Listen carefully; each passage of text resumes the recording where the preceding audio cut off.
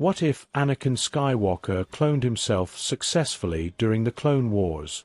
The visions wouldn't stop. Every night, Anakin Skywalker saw the same horrifying image. Padme, his beautiful, strong, radiant Padme, dying in childbirth. He could feel her life slipping through his fingers, no matter how hard he tried to hold on. He wouldn't let it happen. The Jedi would never approve of his methods, but he didn't care anymore. The Force had given him power beyond any Jedi before him, yet it refused to show him a way to save the one he loved most. But science might. Anakin had fought alongside the Kaminoans for years now. They had perfected the art of cloning, creating the Grand Army of the Republic. If they could mass-produce millions of soldiers, why couldn't they replicate 2 people? And so, in the shadows of war, Anakin Skywalker made a forbidden request. The cloning labs of Tipoca City were hidden beneath stormy oceans, guarded by pristine white corridors and cold, emotionless Kaminoan scientists. Anakin had arrived under the cover of darkness, his identity concealed. The Jedi Order could never know what he was about to do. He met with Torn Wee, the Prime Minister's chief scientist. "You require a personal cloning project?" Torn Wee's large black eyes blinked slowly as she considered his request. "I want a failsafe," Anakin said, carefully hiding the desperation in his voice. "2 clones. One of myself, one of Padme. If something happens to us, they will carry on in our place." Torn Wee tilted her head. This is not the first time a powerful figure has sought to evade mortality. But cloning a Force-sensitive is unpredictable. Anakin's hands tightened into fists. "I don't need your lectures. I need results." She studied him in silence before nodding. "We will attempt it. But this process will take time. And it may fail." Anakin exhaled. "Then we'll keep trying until it works." Thus began the greatest secret project in Kaminoan history, the cloning of Anakin Skywalker and Padme Amidala.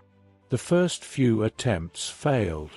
The cloned embryos would not accept Anakin's midichlorian count, and the subjects were lost before they even left the stasis pods. Anakin became obsessed. He snuck away from battles, from his duties as a Jedi, to personally oversee the experiments. The Kaminoans were fascinated by the unnatural power flowing through his DNA, but they did not share his desperation. Then, one day, it worked. 2 pods, side by side. Inside them floated perfect replicas of Anakin and Padme, their bodies preserved in a deep stasis, awaiting only the moment they would be awakened. More importantly, these clones would awaken with all the memories of their original selves, up until the moment they were created. Anakin stood before the pods, staring at his own reflection in the glass. If he failed, if he died, this version of himself would take his place. "You will live," Anakin whispered to Padme's clone. "No matter what happens. I won't lose you." But the Clone Wars raged on, and Anakin Skywalker hoped he would not live to see his creation awaken. Months passed. The war ended. Anakin Skywalker was gone. Padme Amidala was dead. The Republic was no more, and the galaxy had forgotten about 2 slumbering souls beneath the oceans of Kamino, until Omega gave the order. A medical droid, Abe Z3, received its final command from her. "Activate Project Skywalker." The lab hissed to life, red warning lights flashing. The stasis pods opened, spilling liquid onto the pristine Kaminoan floor. And Anakin Skywalker awoke. His first breath was sharp and pained, as if he were taking in air for the first time. Memories flooded his mind. The Clone Wars. Obi-Wan. Ahsoka. Padme. He staggered forward, his muscles weak from decades of stillness. Beside him, Padme's clone gasped for air. She clutched at the glass of her stasis pod, coughing violently as she took her first breath. "Padme," Anakin whispered. She turned, blinking at him in confusion. "Anakin? What happened?" AZ-3's monotone voice interrupted. "The Empire has risen. Your original forms have perished. It is time for you to run." Then the alarms began to blare. The Bad Batch had been waiting. Omega had found the hidden files in the Kaminoan database and led Clone Force 99 to the secret underground chamber. When they arrived, they didn't expect to find Anakin Skywalker and Padme Amidala staring at them, alive and breathing. Hunter's rifle lowered slightly as he examined them. "This is impossible," he muttered. Tech adjusted his visor, scanning Anakin. "His DNA is a match. He is. Well, he is Anakin Skywalker." Wrecker scratched his head. Didn't he die?" Anakin pushed himself forward, still unsteady. "We don't have time for this. If the Empire learns what happened here, they'll hunt us down." Hunter nodded. "Then let's get moving." The squad led Anakin and Padme through the collapsing city, dodging Imperial patrols as the storm raged outside. As they ran, Padme clutched Anakin's arm.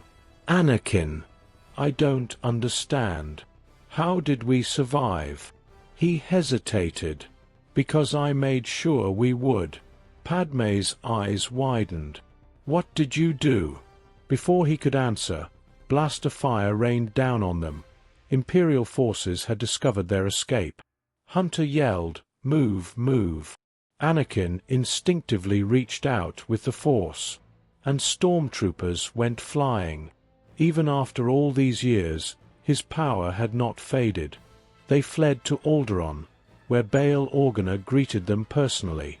When he saw them step off the ramp, his face went pale. "Impossible," Bail whispered. Anakin and Padme stood before him, alive and unchanged from the last time he saw them. "You're dead," Bail said, taking a step back. Padme approached him. "Bail, please. We don't know what's going on. We woke up, and..." Anakin exhaled. "We are clones, created by the original Anakin Skywalker." The weight of those words hung in the air. Bail took a deep breath. "We need to contact Obi-Wan." Anakin stiffened. "Obi-Wan?" Bail nodded. "If anyone can help us now, it's him." Bail Organa's message had been urgent. Obi-Wan Kenobi had been in hiding for years, but the second he heard the news, Anakin Skywalker and Padme Amidala were alive. He left Tatooine immediately, heading for Dagobah where Master Yoda had retreated. The humid air of the swamp planet clung to Anakin's skin as he and Padme disembarked from Bail Organa's ship. The thick mist curled around their feet, the silence of the jungle broken only by distant creatures. Then, from the shadows of the twisted trees, a hooded figure stepped forward. Obi-Wan Kenobi. He had aged, his beard fully gray, his eyes lined with years of pain, but his expression remained unreadable as he took in the sight before him. Anakin swallowed. "Obi-Wan." For a long moment, there was silence. Then Obi-Wan drew his lightsaber, igniting the brilliant blue blade. "You are not Anakin Skywalker," Obi-Wan said coldly. Anakin tensed. "I am." Anakin Skywalker died, Obi-Wan continued, stepping forward. "Killed by Darth Vader. I will not let this be another trick of the Sith." Padme moved in front of Anakin. "Obi-Wan, please, it's him." Obi-Wan's jaw clenched, his fingers twitching on his saber. He reached out through the Force, trying to feel the truth, and then, suddenly, he staggered. Because what he felt was not Vader. It was Anakin. The same presence he had known for years, untainted by the darkness. Obi-Wan's lightsaber lowered slightly. This is impossible. Anakin exhaled. I wish it was. Seated inside Yoda's small hut, Anakin explained everything. How he had secretly gone to Kamino, creating an emergency failsafe to ensure that if anything happened to him and Padme, their clones would awaken. How their memories were intact up until that moment, meaning he had no recollection of his fall to the dark side. Obi-Wan listened in stunned silence. When Anakin finally finished, he said, "So, my original self became Vader." Obi-Wan closed his eyes, taking a slow breath. "Yes. And he killed Padme," Anakin whispered. Obi-Wan nodded. "He did." The air in the room became thick with unspoken emotions. Anakin clenched his fists. It was strange, mourning his own actions when he had never taken them. Padme reached for his hand. "What matters is that we have another chance." Yoda, who had been silent until now, finally spoke. "Troubling, this is. A second life. The Force has granted you. For what purpose, I wonder?"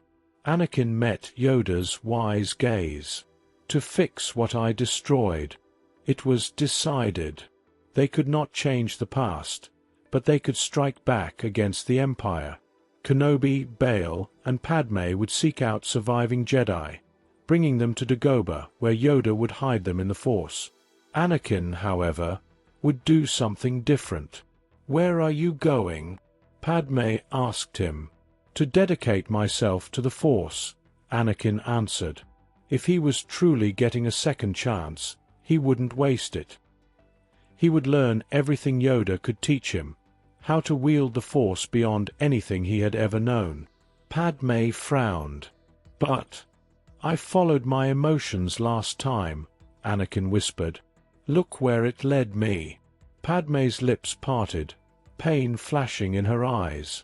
"I can't let that happen again." Padme squeezed his hand.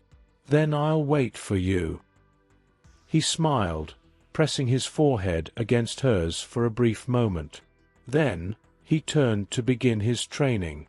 Meanwhile, Padme, Bail, and Kenobi traveled across the stars, searching for Jedi survivors. They found Ahsoka Tano first. She had been in hiding since Order 66, aiding underground movements against the Empire. When she saw Padme, her breath caught in her throat. "Padme," Ahsoka whispered. Padme nodded. "It's me." Ahsoka blinked in disbelief. "How?" "It's a long story," Kenobi said. Ahsoka placed a hand over her heart. "You don't understand.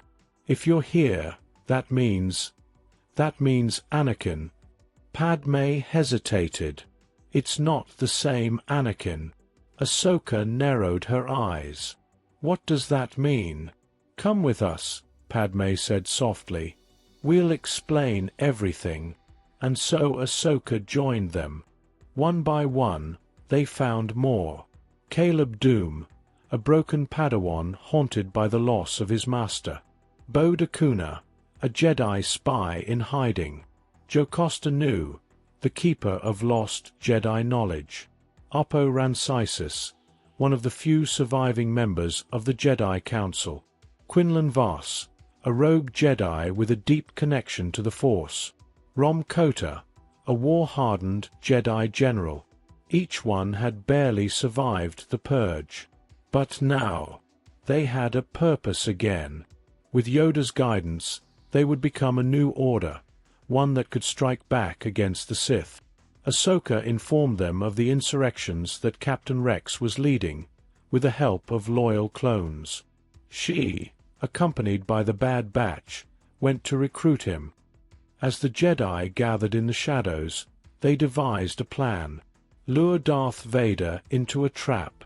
Sidious, unaware of Anakin's resurrection, still believed Vader was the strongest warrior alive.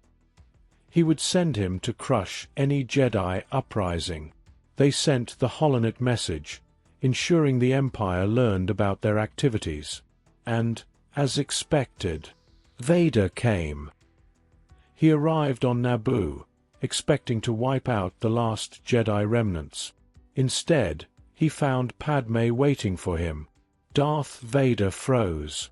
Padme stared at him, her heart pounding. She had prepared herself for this, but seeing him now, a twisted, armored version of the man she loved, made her breath hitch. "Anakin," she whispered. Vader took a step forward, his voice dark and distorted. "Padme." Then, Ahsoka struck first. Lightsabers clashed, and the trap was sprung. Vader fought with rage and fury, but he was distracted. Padme's presence shattered his focus. And that was when Anakin appeared. He emerged from the shadows, igniting his own blue lightsaber. Vader turned to face him. And for the first time, the Sith Lord felt fear. The two Skywalkers clashed, blue and red blades screaming against each other. "No, I searched for you. Kamino was destroyed. Your tanks were gone." Vader snarled. Anakin stared him down. "You are mistaken." And then he drove his saber through Vader's chest. The Jedi rebellion had grown far beyond whispers in the dark. With the intelligence provided by Bode Akuna, their inside man within the Empire, they now knew the exact weaknesses of Coruscant's defenses. Padme Amidala and Bail Organa had spent months rallying planetary leaders who had lost faith in the Empire, building an allied fleet. Now, with ships from Mon Cala, Chandrila, Naboo, Corellia, and even Mandalorian rebels, they had amassed a force strong enough to challenge the Imperial Navy. But the battle ahead would not be easy. Sidious had fortified Coruscant with legions of stormtroopers, Sith loyalists, and Imperial warships. At the heart of it all was the Imperial Palace, where the Emperor resided. That would be their target. And so, the battle began. From hyperspace, the rebel armada emerged, a colossal wall of warships blinking into reality over Coruscant. Mon Calamari cruisers, Corellian corvettes, Naboo starships, and Mandalorian war frigates rushed forward, forming a battle line against the Imperial fleet. At the helm of the rebel forces stood Admiral Raddus, commanding from his flagship. His deep voice rumbled across comms. "All ships, engage at maximum firepower." The space above Coruscant erupted into war. Star destroyers unleashed turbo-laser barrages, battering rebel ships as squadrons of TIE fighters screamed through the void. But X-Wings, Y-Wings, and ARC 170 starfighters met them in kind, weaving through blaster fire, returning deadly precision shots. As the capital ships exchanged volley after volley, Coruscant's planetary defenses activated, anti-air turrets spitting lethal bolts of plasma into the sky. But the rebels had a plan. Led by Ahsoka Tano, Rom Kota, and Captain Rex, the Jedi and clone forces deployed from hidden transports, breaching Coruscant's underbelly. It was time to take the fight to the surface. From the streets of Coruscant, the clone rebellion emerged. Rex, the Bad Batch, and the last loyal clones surged forward, blue-marked armor clashing against white-plated stormtroopers. Blaster fire filled the air, the streets becoming a battlefield of chaos and destruction. Rom Kota, wielding his green lightsaber, cut through Imperial troopers with the brutal efficiency of a warrior who had fought countless wars. "Move forward. We take the Imperial Palace, or we die trying," Kota roared. Ahsoka was everywhere at once, her twin white sabers dancing through the battlefield. With a force-empowered leap, she landed atop an AT-ST, driving her blade into its head and sending it crashing to the streets.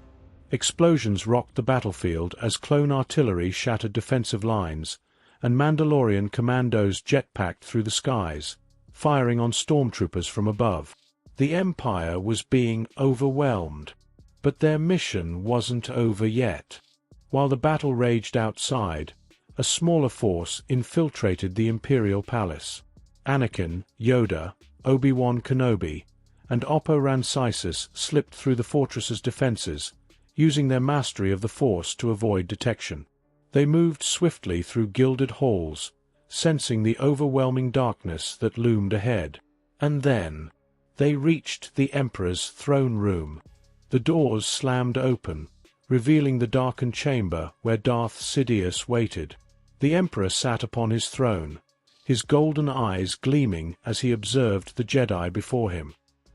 His Praetorian guards, clad in blood-red armor, stepped forward, their electrostaffs crackling with deadly energy. Sidious smiled. "So, you have come to die." Obi-Wan's expression was grim as he ignited his saber. "Not today." With that, the battle began. The red-armored guards were blindingly fast, their staff strikes aimed at vital points. Oppo Rancisis, the Serpentine Jedi Master, twisted through the air, his green saber deflecting strikes as he countered with precise, controlled strikes. Obi-Wan, ever the defensive duelist, parried and countered, slipping between the guards like a shadow. The clash of lightsabers and electroblades filled the room, but the two Jedi Masters held their ground, proving why they were some of the Order's finest warriors. But as they battled, Sidious turned his attention to Anakin. "You should not exist," Sidious sneered, his cloak billowing as dark energy coiled around him. "Yet here I stand," Anakin replied, his blue saber igniting in defiance. Sidious cackled, and then struck. Lightning erupted from his fingers, but Yoda was faster, leaping forward and absorbing the energy with his hands before redirecting it back. Sidious hissed and raised his own crimson blade, meeting Anakin's head-on. The room shook as they clashed, their sabers flashing in bursts of blue and red. Sidious fought with mastery beyond anything Anakin had ever faced. His movements were blinding, his strikes impossibly precise. But Anakin was stronger now. He matched the Sith Lord strike for strike, his power surging with every moment. "Your arrogance blinds you, Sidious," Anakin roared, his saber blazing with raw energy. Sidious snarled, summoning Force fire, sending a torrent of burning energy at Anakin. But Anakin absorbed it, twisting it with his will, and hurled it back. Sidious screamed as the flames of his own darkness consumed him. Yoda took the opportunity, leaping onto the Emperor, his saber piercing Sidious's blackened heart. A final shriek of agony filled the chamber, and Darth Sidious, the last Sith Lord, fell. The holonet transmission went out across the galaxy. Led by Bail Organa and Padme Amidala, the truth was revealed to the people. Sidious was dead, and the time of the Empire was over. The news spread like wildfire. Planet after planet rebelled, Imperial forces surrendered, and the tyranny of the Sith crumbled overnight. And in the ruins of the battle, as the dust settled, Anakin Skywalker stood victorious. In the following months, the remaining Jedi came together. Dagobah became the new sanctuary for those who had survived, a place where a new Jedi Order could be born. Ahsoka, Obi-Wan, Yoda, and Anakin taught the next generation, ensuring that the mistakes of the past would not be repeated. Anakin stood before Padme, his hand in hers, looking out at the galaxy he had saved. He had been given a second chance, and this time he would not fail.